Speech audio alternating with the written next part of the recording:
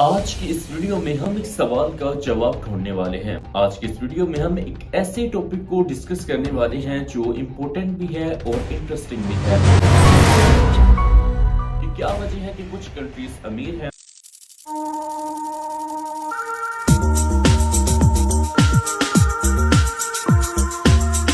और दूसरी तरफ ऐसी कंट्रीज हैं जो गरीब हैं।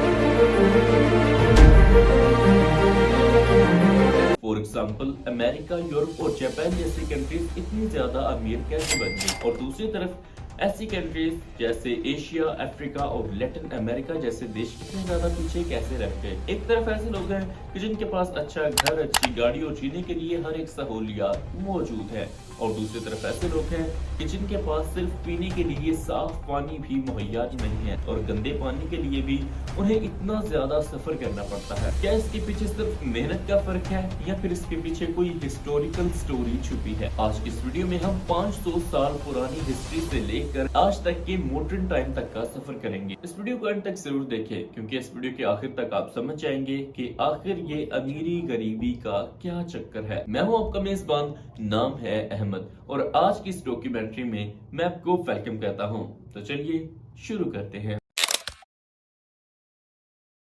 सबसे पहले बात करते हैं जियोग्राफी की। हिस्ट्री में जियोग्राफी का रोल बहुत बड़ा रहा है। जो कंट्रीज समुद्र के पास थी, फर्टाइल लैंड था, वहां फार्मिंग इजी हुई, ट्रेड फास्ट हुआ और सिटीज डेवलप हुई। फॉर एग्जाम्पल यूरोप के पास अटलांटिक ओशन था, चाइना के पास यंगत्ज़ी और येलो रिवर थी, और इंडिया के पास इंडस और गंगा। इसलिए ये जगह पहले ही डेवलप होने लगी। लेकिन दूसरी तरफ अफ्रीका के कई एरियाज डेजर्ट थे, लेकिन अमेरिका के जंगल्स थिक थे, वहां डेवलपमेंट स्लो रही। लेकिन यहाँ जियोग्राफी ही रीजन नहीं है।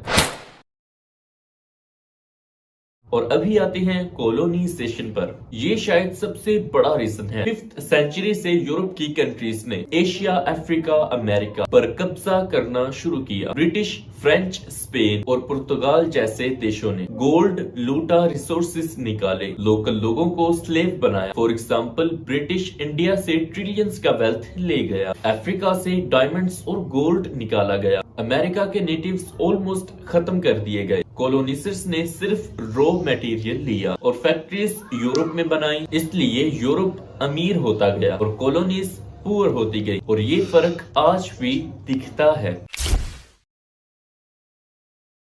अब हम बात करते हैं इंडस्ट्रियल रेवोल्यूशन की। सन 1700 के दिहाई में यूरोप में मशीन्स आई, स्टीम इंजन, फैक्ट्रीज और मास प्रोडक्शन वगैरह। जिन कंट्रीज ने सबसे पहले इन मशीन्स को अडॉप्ट किया वही कामयाब रही। मसलन ब्रिटेन, जर्मनी, यूएसए, वो दुनिया की सबसे पावरफुल कंट्रीज बन गई। अब यहीं से अंदाजा लगाइए, जब फैक्ट्रीज बनी तो लोगों को ज्यादा जॉब्स मिली, और जब लोगों को काम मिला तो जाहिर सी बात है पैसा भी मिला, और जब लोगों को पैसा मिला तो ये दुनिया के सबसे स्ट्रॉन्ग इकोनॉमी वाले देश बनते गए इकोनॉमी के हिसाब से, और जीडीपी ज्यादा से ज्यादा ऊपर जाती गई। लेकिन कॉलोनीज को इंडस्ट्री बनने की परमिशन नहीं थी, सिर्फ फार्मिंग और माइनिंग करनी थी, इसलिए ये गैप और ज्यादा बढ़ता गया।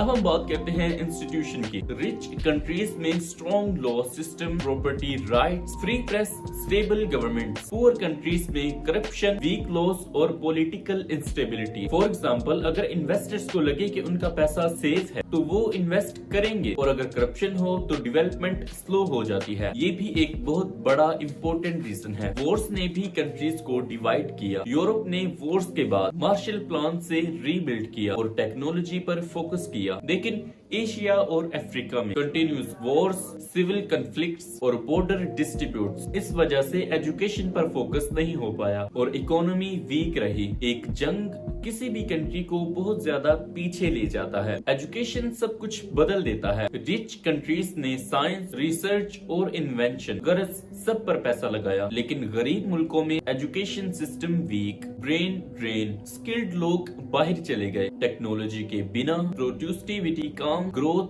स्लो। आज जो कंट्रीज टेक्नोलॉजी में स्ट्रॉन्ग हैं, वही फ्यूचर में और ज्यादा सुपर पावर बनेंगी। अब सबसे ज्यादा इम्पोर्टेंट सवाल, क्या पुअर कंट्रीज कभी रिच बन सकती हैं? जवाब है हाँ, बिल्कुल। For example south Korea, Singapore और चाइना, इन कंट्रीज ने एजुकेशन पर फोकस किया, इंडस्ट्री को डेवलप किया और करप्शन कम की। हिस्ट्री को सिर्फ देखना जरूरी नहीं होता बल्कि इससे समझना जरूरी होता है। इसकी मिसाल ऐसे है कि जैसे अगर आप एक पत्थर से ठोकर खाते हैं तो आपको नेक्स्ट टाइम उससे साइड से होकर गुजरना चाहिए, ना कि आपका पांव दोबारा उसी पत्थर पर पड़ना चाहिए। अगर हम सही डिसीजंस लें और लॉन्ग टर्म प्लानिंग करें तो कोई भी कंट्री आगे बढ़ सकती है। इसी के साथ मैं इजाजत चाहता हूँ। आपका मेजबान नाम है अहमद और मिलता हूँ एक बहुत ही दिलचस्प वीडियो के साथ बहुत जल्द, अगर जिंदगी रही तो इंशाल्लाह। तो मिलते हैं नेक्स्ट वीडियो में, नेक्स्ट डॉक्यूमेंट्री में। अपना बहुत सारा ख्याल रखिएगा।